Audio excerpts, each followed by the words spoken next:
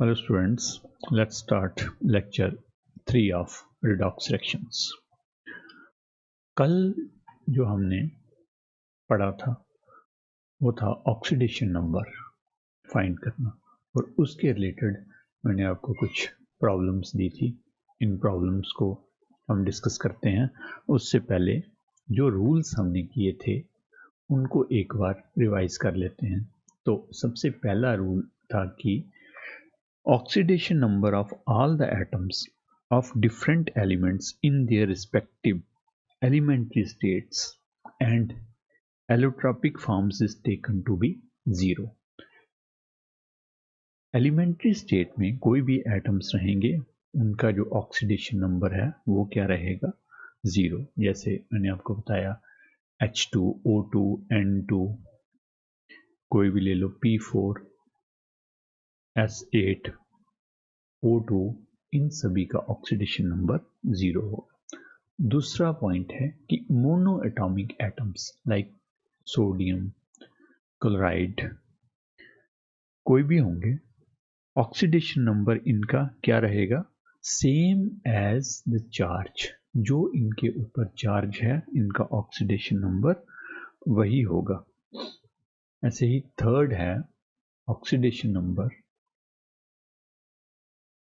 Of hydrogen with non metal. जब hydrogen non metal के साथ कंबाइन होता है तो इसका ऑक्सीडेशन नंबर जो है वो पॉजिटिव होता है, और जब ये मेटल्स के साथ कंबाइन होता है इसका ऑक्सीडेशन नंबर जो है वो नेगेटिव होता है। ऐसे ही फोर्थ पॉइंट है oxidation number of oxygen. Normally तो -2 रहता है, लेकिन इन ऑक्साइड्स में इसका ऑक्सीडेशन नंबर जो है नॉर्मली -2 ही रहता है। जैसे H2O, NO, CO ये सारे ऑक्साइड्स हैं इसके। लेकिन जब ये पर ऑक्साइड्स बनाता है जैसे H2O2, Na2O2 तो तब इसका ऑक्सीडेशन नंबर क्या होता है -1। ऐसे ही जब ये सुपर ऑक्साइड्स बनाता है तो इसका ऑक्सीडेशन नंबर -1/2 होता है। फॉर एग्जांपल ON या KO2 या CO, इन केसेस में इसका ऑक्सीडेशन नंबर जो है वो -1/2 होता है। ऐसे ही OF2 के केस में इसका ऑक्सीडेशन नंबर +2 रहेगा, और O2F2 के केस में ऑक्सीडेशन नंबर +1 होता है। ऐसे ही फिफ्थ पॉइंट है मेटल्स ऑक्सीडेशन नंबर हमेशा पॉजिटिव रहता है। जैसे एल्कली मेटल्स का +1 रहेगा और एल्कलाइन अर्थ मेटल्स में +2 होता है। तो जब मेटल्स जो हैं क्या है आयनिक कंपाउंड्स में इनका ऑक्सीडेशन नंबर जो है वो प्लस रहता है।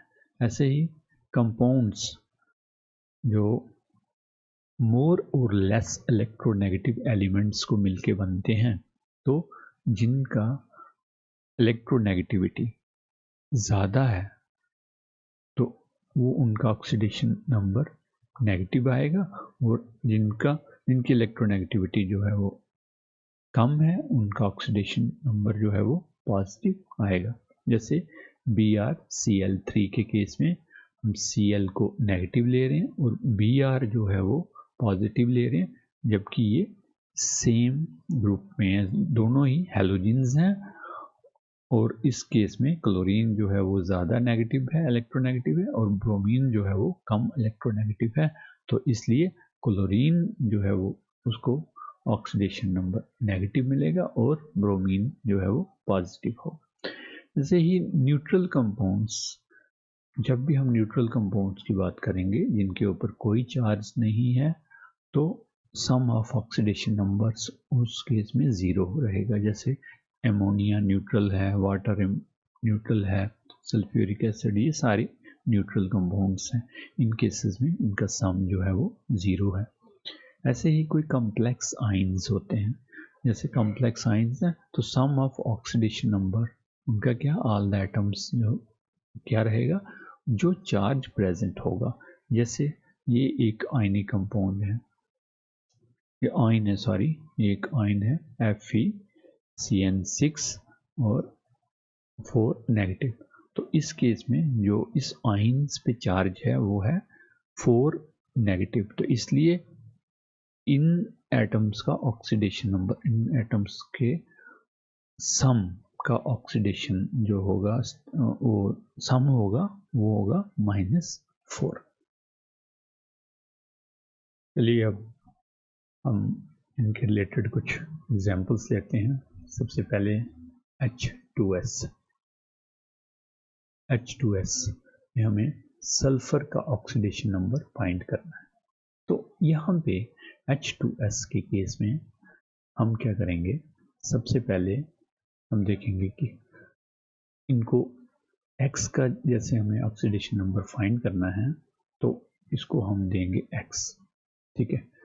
तो suppose oxidation number of sulphur is X और हाइड्रोजन का ऑक्सीडेशन नंबर हमें मालूम है +1। जब हमने यहाँ पढ़ा है रूल 3 में, हाइड्रोजन जब नॉन मेटल के साथ कंबाइन होता है तो उसका ऑक्सीडेशन नंबर क्या होता है, +1।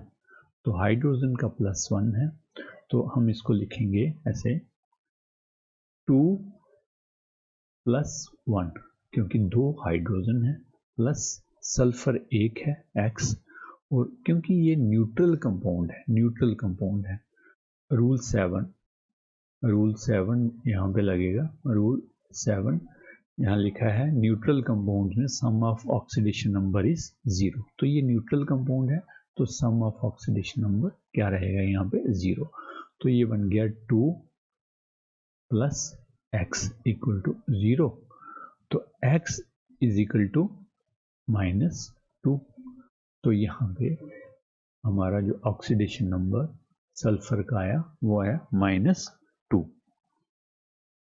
तो हम यहाँ लिख सकते हैं oxidation number of sulphur in H2S is -2, ठीक है। अब एक एग्जांपल ले लेते हैं H2SO4। यहाँ भी हमें सल्फर का ही ऑक्सीडेशन नंबर फाइंड करना है। तो पहले की तरह हमें पता है सल्फर को हमने क्या डिनोट करना है, X से। हाइड्रोजन का पता है जब नॉन मेटल के साथ मिलता है तो उसका ऑक्सीडेशन नंबर पॉजिटिव होगा, और ऑक्सीजन का यूजुअली हम क्या लेते हैं, -2।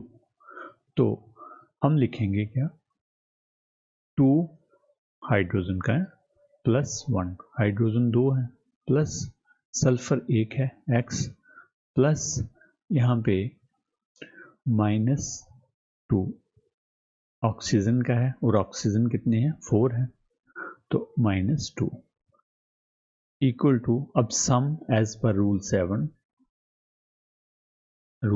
क्या कहता है, कोई न्यूट्रल कंपाउंड है तो उसमें उसके सारे एटम्स का ऑक्सीडेशन नंबर क्या रहेगा, 0 रहेगा। तो अब कैलकुलेट करते हैं, 2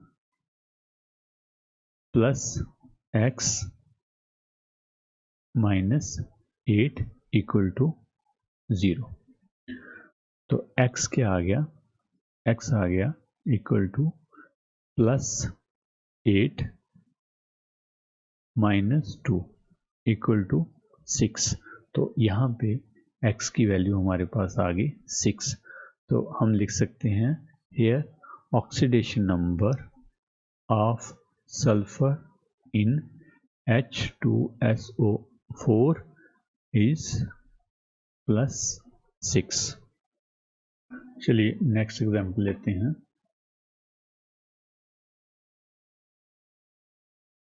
H3P2O7 नेगेटिव, ठीक है जी।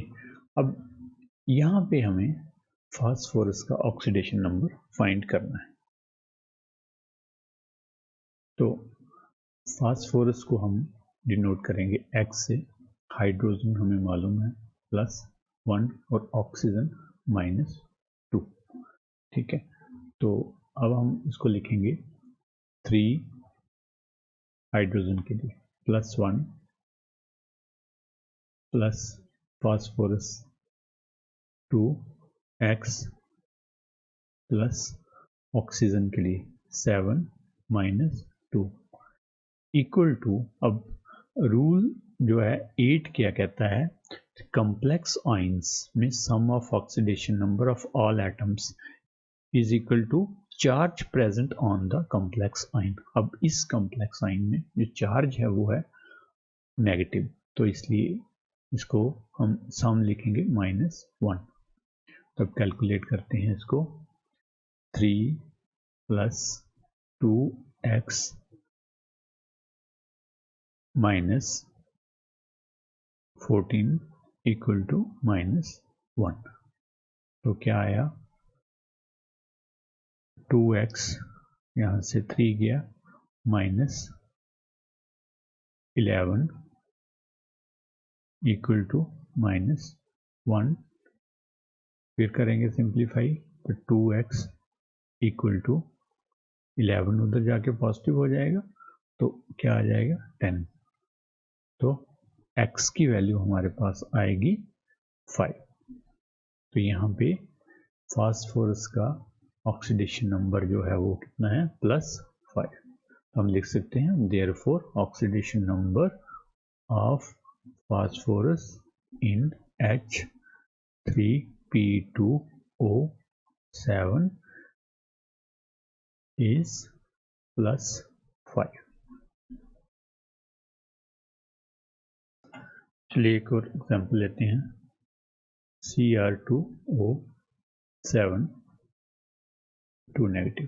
तो यहाँ पे जो ऑक्सीडेशन नंबर है हमने फाइंड करना है क्रोमियम का, तो क्रोमियम को हम लिखेंगे x, ऑक्सीजन पता है हमें -2, तो 2 एटम है क्रोमियम के, 2x प्लस 7 ऑक्सीजन है -2।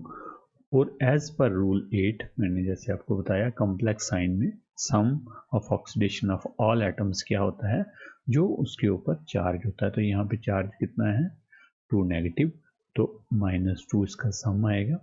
तो हम इसको सॉल्व करते हैं, 2x माइनस 14 इक्वल टू -2। तो 2x 14 वहाँ चला जाएगा, ठीक है जी। तो ये आ जाएगा 12, 2x, तो x आ जाएगा हमारा 6। तो हम लिख सकते हैं यहाँ पे therefore oxidation number of chromium in Cr2O7 2 negative is +6।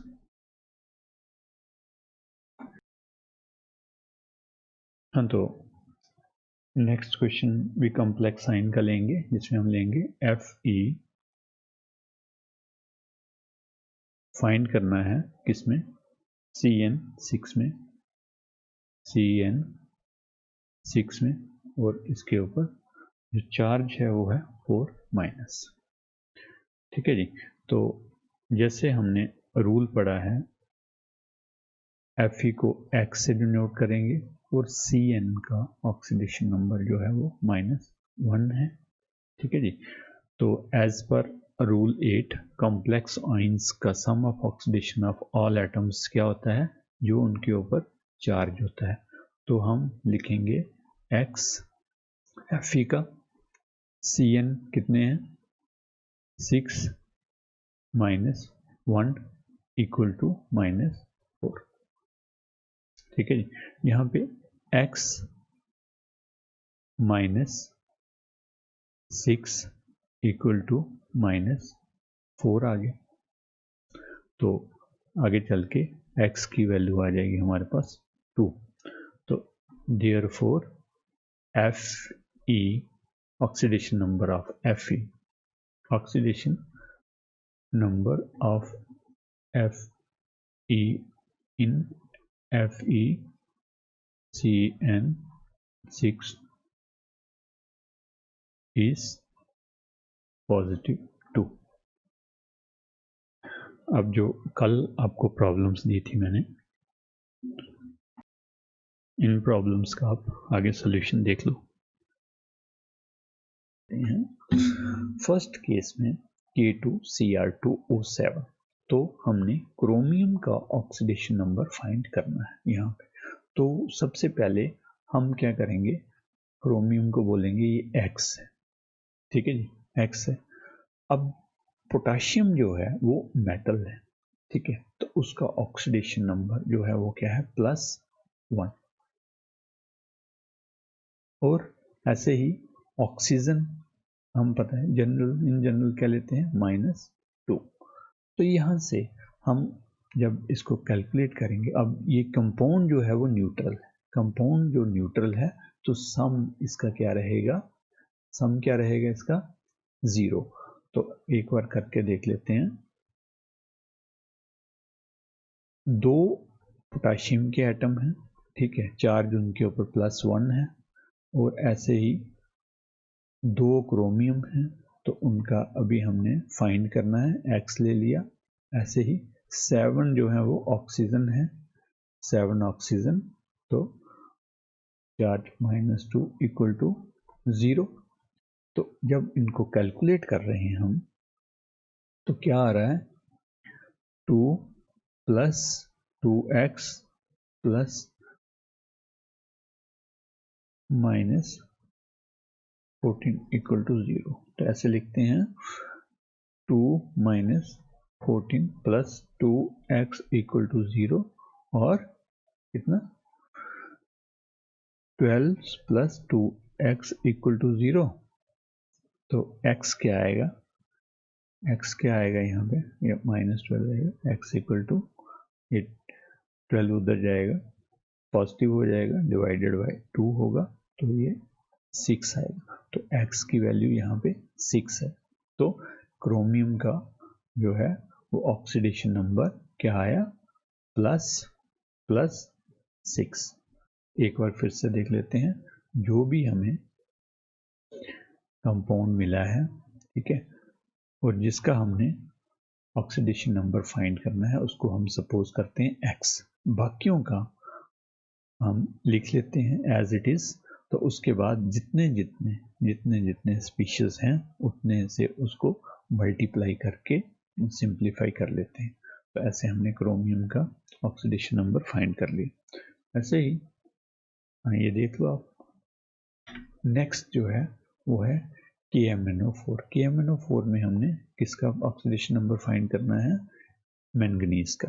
तो मैंगनीज को हमने X ले लेना है, ठीक है जी। पोटाशियम का हमने पहले भी देखा, मेटल जैसे है, +1 है। ऑक्सीजन यहाँ भी -2 रहेगा, तो इसको भी जब सिंप्लीफाई करेंगे आप, पोटाशियम कितने थे, पोटाशियम कितने थे, 1 थे, ठीक है।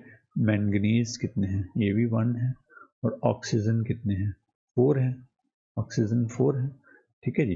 तो जब सिंप्लीफाई किया हमने इसको, तो x की वैल्यू यहाँ पे कितनी आ गई, 7। तो x आ गया +7। तो रूल्स आपके सामने हैं, हमने ये देखा हुआ है ऑक्सीडेशन नंबर जो है वो कैसे हमने फाइंड करने हैं। ऑक्सीजन का तो इन जनरल -2 रहता है, ठीक है। तो ये मेटल्स हैं फर्स्ट ग्रुप के, तो इनका +1 होगा। सेकंड एल्कली मेटल्स हैं, उनका +2 रहेगा। तो ये कुछ आपको लर्न करने हैं, उसके बाद आप बाकी निकाल सकते हो। ये आ गया KMnO4। उसके बाद H2SO4। H2SO4 में हमने सल्फर का ऑक्सीडेशन नंबर फाइंड करना है, ठीक है जी। तो हाइड्रोजन यहाँ पे +1 रहेगा, ठीक है। हाइड्रोजन मैंने बोला है नॉन मेटल के साथ जब भी कंबाइंड होगा तो +1 होगा। ऑक्सीजन तो -2 है, तो सल्फर का हम फाइंड कर सकते हैं X, ठीक है। तो सिंप्लीफाई करेंगे तो हाइड्रोजन, ये हाइड्रोजन कितने हैं, 2, सल्फर कितने हैं, 1, ऑक्सीजन कितने हैं, 4, ठीक है। तो उनका ऑक्सीडेशन नंबर +1, यहाँ पे X इसका -2, तो जब सिंप्लीफाई करेंगे तो X = 6 आ जाएगा। नेक्स्ट चलते हैं,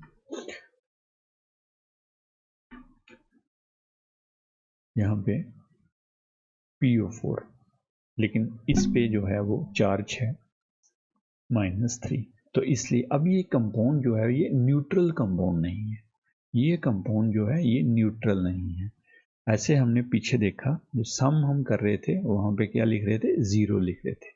ठीक है, न्यूट्रल कंपाउंड्स के केस में सम 0 लिख रहे थे, लेकिन इस केस में जो है वो सम 0 नहीं रहेगा, ये सम रहेगा जितना उसके ऊपर चार्ज है। तो अब यहाँ पे P फास्फोरस का हमने ऑक्सीडेशन नंबर फाइंड करना है, तो इसको X लिख लेते हैं, ऑक्सीजन तो -2 रहेगा। ठीक है, तो oxidation let oxidation number of P भी X, तो X ले लिया, P का X ले लिया, ऑक्सीजन -2 ले लिया, लेकिन सम ऑफ ऑक्सीडेशन नंबर कितना होगा, -3, जो उस पर चार्ज है। तो ऐसे सिंप्लीफाई करने के बाद हमें मिला X की वैल्यू +5। ठीक है जी, तो X की वैल्यू आ गई हमारे पास +5, ऑक्सीजन तो -2 है। आगे चलते हैं नेक्स्ट HNO3 का case.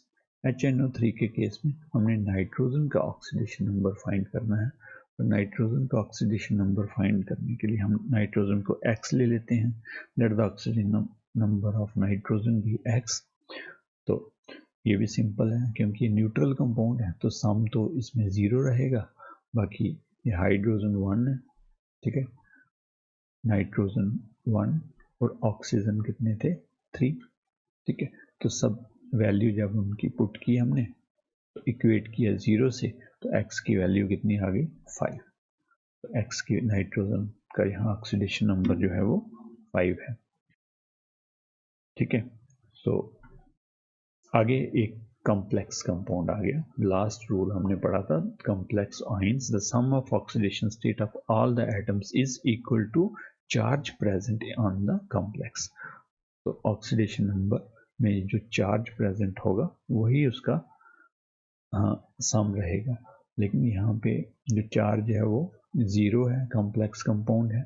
Late oxidation number of Fe X लेते हैं। ठीक है जी, तो इसको थोड़ा ध्यान से समझना है अपने। तो Fe का हमने ऑक्सीडेशन नंबर फाइंड करना है, Fe को हमने ले लिया X। ठीक है, तो Fe को X लिया तो K तो हमारा +1 है। ठीक है, पोटाशियम का तो पता है हमें +1 रहता है। ठीक है, इसका X ले लिया, लेकिन Cn जो है, Cn कितने हैं, Cn 6 है, 6 इंटू -1, लेकिन ये -1 आया कहाँ से, यहाँ तो। ठीक है, तो हमने क्या करना है, sum of oxidation number of Cn, sum of oxidation number of Cn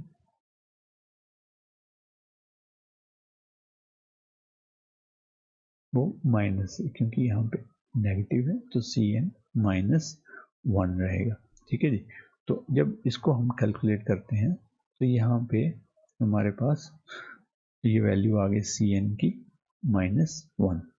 ठीक है, और ये कितने हैं ये 6 हैं। ठीक है, तो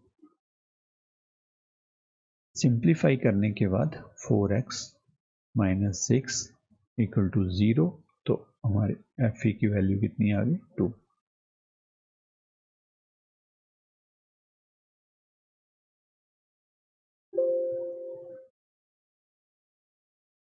अब एक कॉम्प्लेक्स कंपाउंड आ गया हमारे पास, जैसे complex ion the sum of oxidation state of all the atom is equal to charge present on the complex.